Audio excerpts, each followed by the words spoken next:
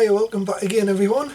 Last time we've just been putting the rear brake on, got the caliper ball bolted in, systems blade.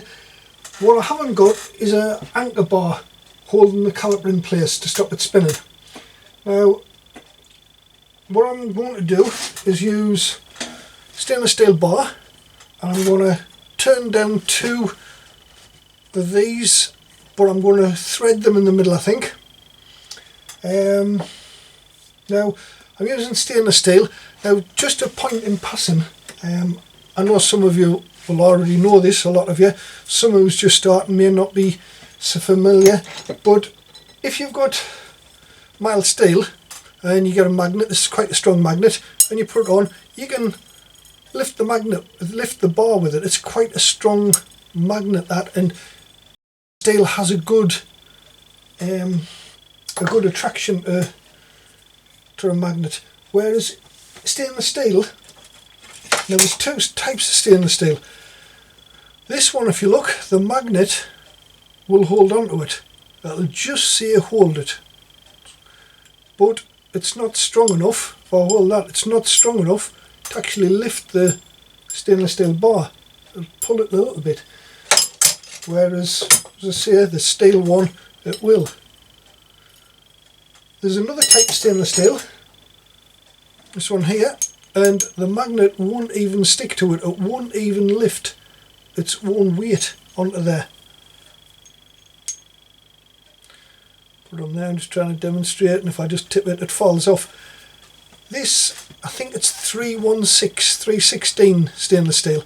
I think it's got another name. I'm not sure if it's A4, but I think it's 316, and I think that one's 308. That one's got a lot more iron in it, and I think that's A2 and A4. Sometimes on the top of bolts you might see A2 written on. That's what type of stainless steel it is. The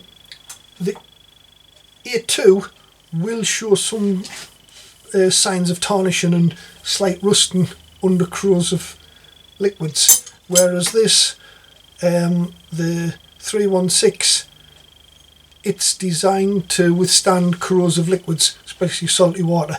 This is actually off a prop shaft off a boat which I made a few years ago, and it was the offcut which was left off it. So what I'm going to do is to say make two of these with the piece of bar in between, right up here. Let's bring in a little bit closer. So onto the caliper, I'm going to have one of those there, and I don't know if you can just see through there, under the exhaust we've got a lug welded onto this frame, and I'm going to have another one of those onto the back of there, nut and bolt through. And then, so if I just pop the bolt through here to give you an idea, so that'll be bolted on there. The bar will go onto there, so it's actually pushing onto the bar. I'm going to weld that on, stainless steel welding. Now with this, I may use countersunk stainless steel eventually, but I may use a countersunk bolt into there and countersink this. I think I'll do that to start off with, just to try and keep the profile down a little bit. You can imagine that being in there. And if I can't get a countersunk stainless steel bolt like that, well, what I'll do is I'll just counterbore this and put a normal Allen headed bolt in, but sink it into there. So that's my next job, two of those on the lathe and cut the bar down to size so I can weld them. I'm also going to thread these inside with M10, so that if I wanted to thread it in, especially the one down the bottom, I can use the thread. If I don't want it on this top one, I can always just drill it out later. Right, so the first thing, I'm just going to face it off, then part it off.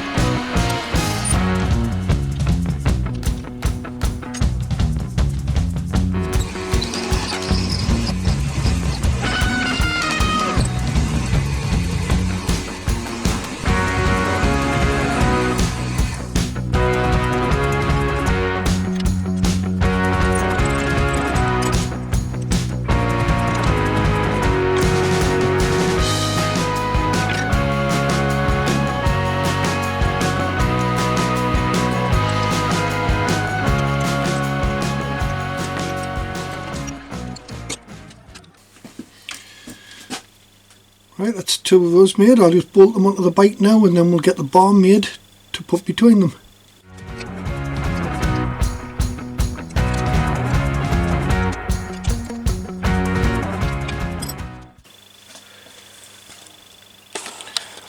Right, we'll just have a look from over here. See, we've got the boss on the back here. And there's the other one there. So we need to just make a bar to go between the two. I'm going to use that. It's a 1/2 inch.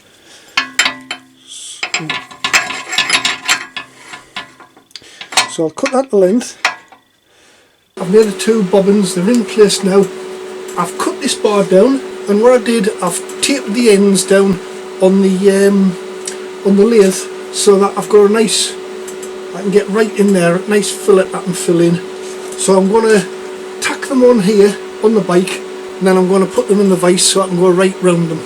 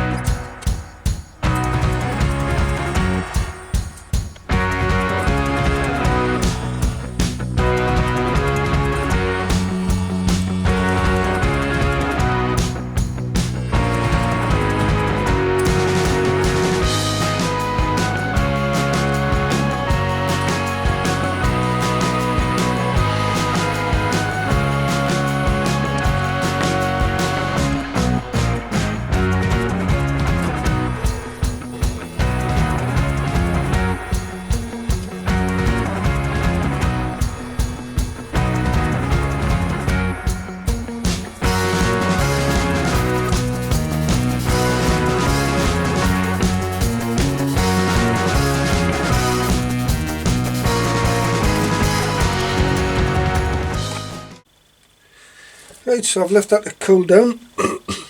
I'm starting to tidy it up a little bit. I've put plenty of weld on this because it's not like it's just an exhaust bracket where if it snaps you'll have an exhaust flapping or rattling about. It's on the brakes, and if the brakes go you're in trouble. So I've left it nice and thick, but and also I've got a bit of an undercut. I've tried to build it up. And I'm just going to try and shape it so it looks a little bit tidier now.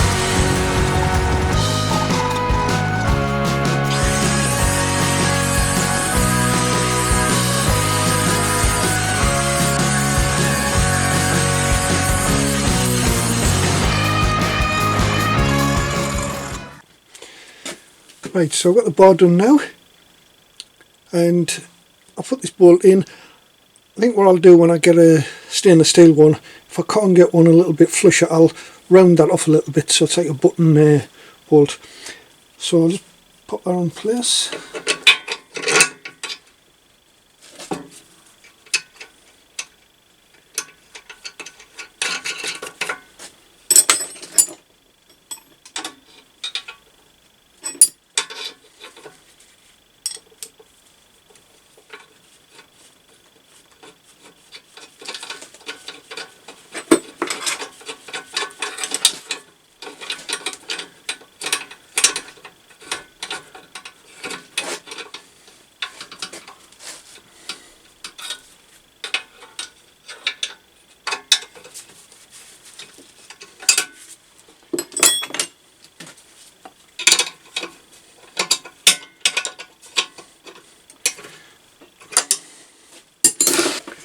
Right, so that's it. We've got a fully functioning rear brake. So the next job's going to be looking at is we've got this cut out which I'm going to be using to make a steering lock out of, and we've got to have a look at the front brake and try and get that operating correctly.